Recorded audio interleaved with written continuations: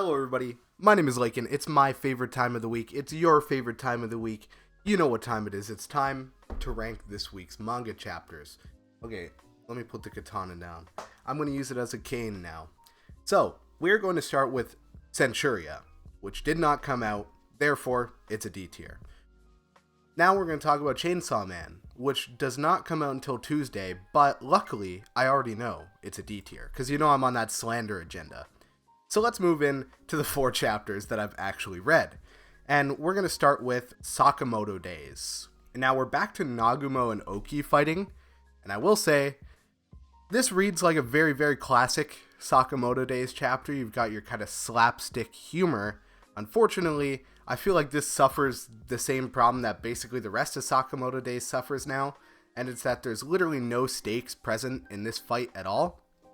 You just think, where would the story realistically go if Nagumo doesn't kill Oki here? And you realize, nowhere, really. So, Nagumo probably gonna win. Maybe I'll be proven wrong, but it's getting, like, fairly easy to predict now, especially since we basically know for sure we're in the last portion of the story. So that just kind of takes it down for me, you know what I mean? But it's very fun. Their whole fight has been very fun. I like that they're leaning into the kind of like slapstick humor aspect of it, which is kind of what makes Sakamoto Days fights classic. But it was a fun chapter. It was a fun read. Definitely not an A tier. Probably not anyway. Maybe I'd have to give it some thought. I did enjoy reading it.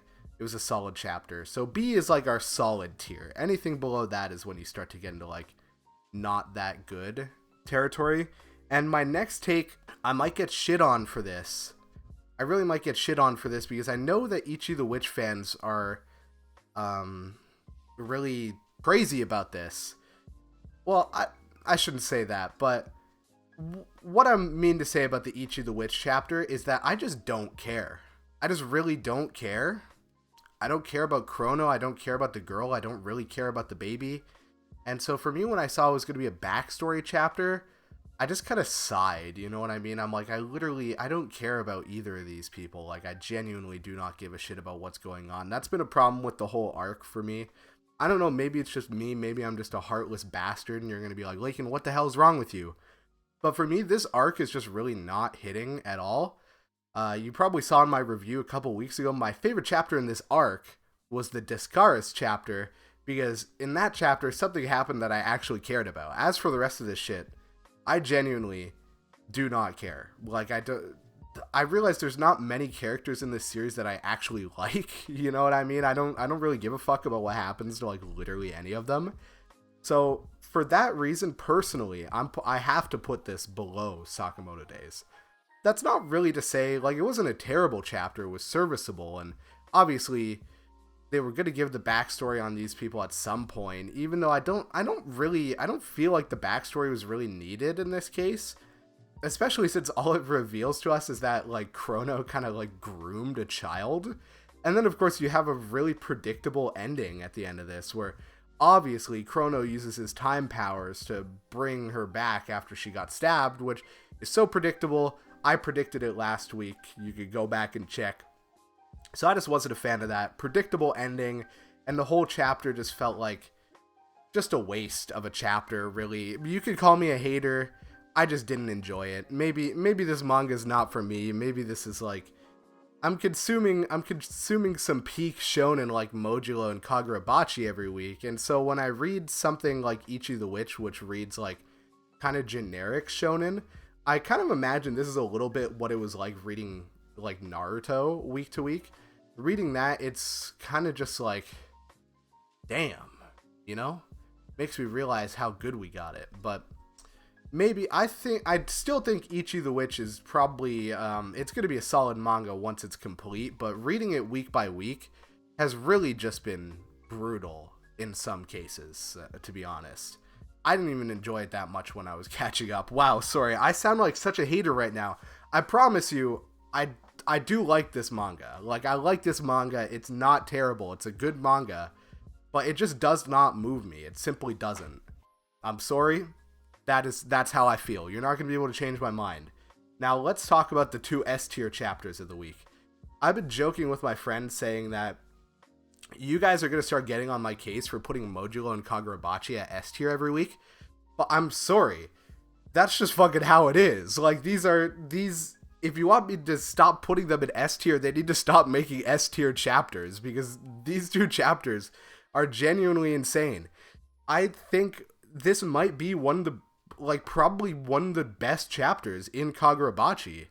And this is definitely one of the best chapters in Modulo so far. It is genuinely, it's getting insane. It's actually getting insane, and there's so many implications. I'll start with the Modulo one. So, first of all, at the beginning of the chapter, we get the confirmation that Todo is still alive, which is kind of insane. Like, how old would this guy be? He's probably like 90. The only person who knows how to contact him is Yuji, which is funny. Nobody likes him, which checks out. And then there's this other girl that he contacts to look for Yuji. We have no idea who she is. Now, and she seems to be close with Yuji. She calls him Yuji straight up, not Itadori, like a lot of the other characters do. She calls him Yuji straight up, so she's familiar with him, and they're gambling together. And she's got piercings, which kind of immediately made me think of Kirara. But whether you think she's related to Hikari and Kirara really depends on what you think about Kirara, because there's a few ways it could be interpreted. You know, I would say a decent portion of the fan base seems to think she's transgender, which is fair, because obviously Panda's like, wasn't she a boy?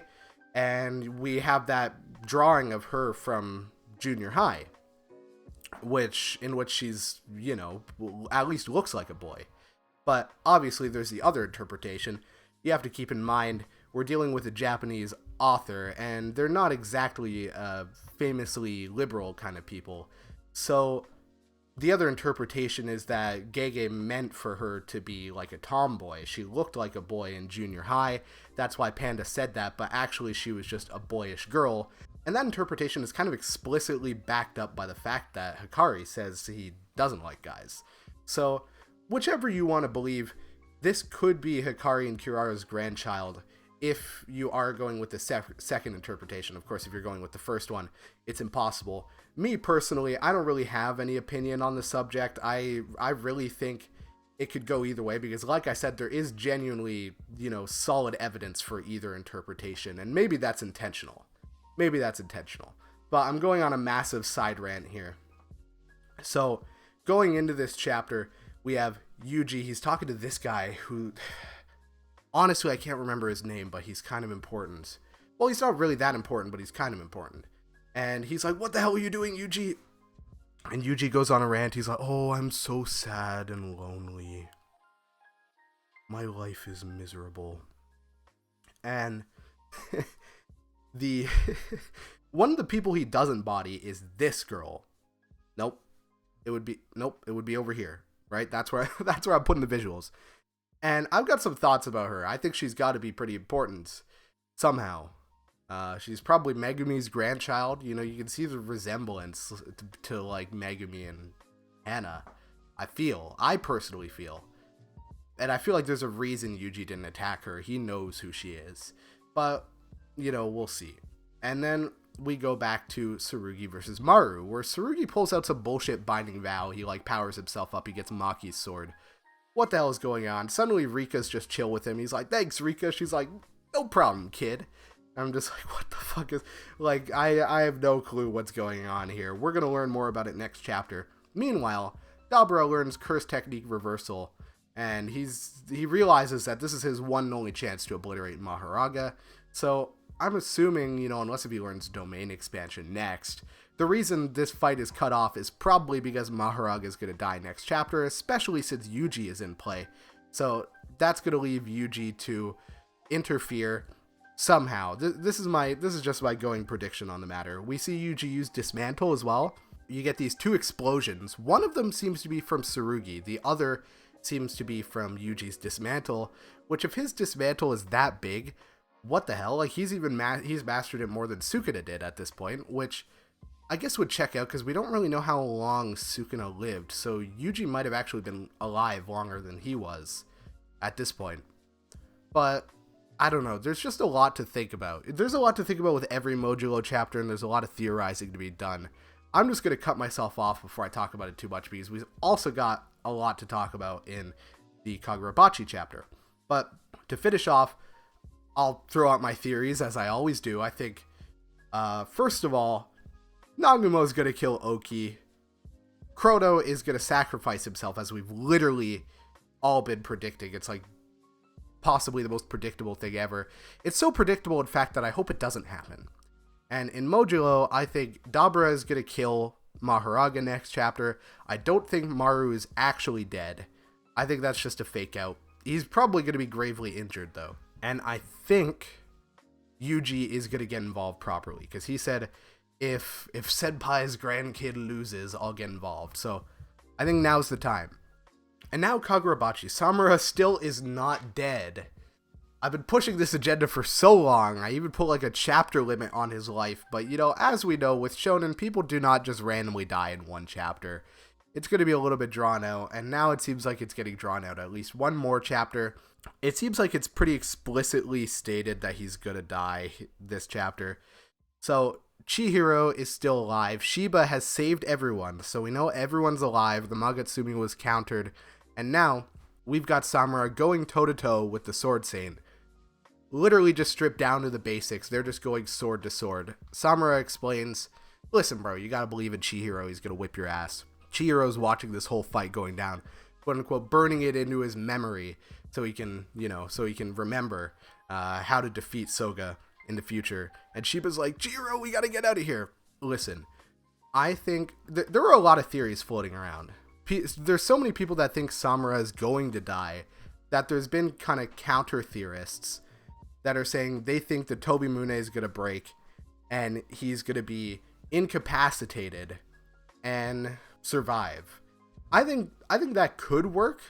I think if they wanted to write Samura and Iori out of the story permanently, then that would be a good way to do it. They just get their like happy daughter and father ending. Unfortunately, I think this chapter makes it pretty explicit that Samura is going to die, because Shiba's literally getting everyone out of there. There's going to be nobody left to save Samura. So my current going theory, I think if the Hishoku got their hands on the Tobimune, it would be way too overpowered. So I definitely think his sword is going to end up breaking, especially since Chihiro already put a crack in it earlier, but I guess that would have been healed already. So maybe not, but I think it's going to break, and I think Samura is going to die. I think we're going for the double whammy, because I just can't see how that would work. But there are a lot of ways that it could go. Like, Shiba could still come back and grab him, but he's literally burning his life force right now. So I just really don't see a way he makes it out of this without it feeling a little bit like a cop-out, but obviously he could. Now, one thing, they showed Iori this chapter, which proves that Hokuzono still knows she exists. So I wonder if we should continue pushing the Iori Tobimune like agenda, because I feel like that kind of runs counter to the themes of the series if she kind of continues her father's legacy. I'm not really sure, but of course her and Chihiro could make a pretty dynamic duo, but I feel like the existence of the Tobimune kind of like lowers the stakes of everything a lot. You never know if anyone's really dead. Characters could get stabbed through the heart and just revived, right? I feel like that lowers the stakes. And so for that reason, I think it's getting written out. That is my main narratively supported reason as to why I think the Tobimune is going to get destroyed. It's kind of similar to like Gojo getting sealed. You know what I mean? Like when you got such an overpowered player in play, you know that eventually they have to get written out just for the story to work, right? So that's my current thoughts. I think Tobimune is going to get broken. I think Samura is dead. Gone. And I think that's that. But at the same time, I don't know how they wrap up Iori's plot at that point. Maybe she does still get involved just without the sword. Who knows? Who knows? But from this chapter, it looks like we're just ending the prologue, frankly, which is really, really insane. I'm excited to see where this goes, but that's going to be about it for me this week. I've rambled on for about 16 minutes now, unedited, so I've got to put an end to this. Subscribe if you enjoyed. If you're here for the shorts and you watched all the way, hello, and, you know, I'll see you next week. I love you all, and, yeah, bye-bye.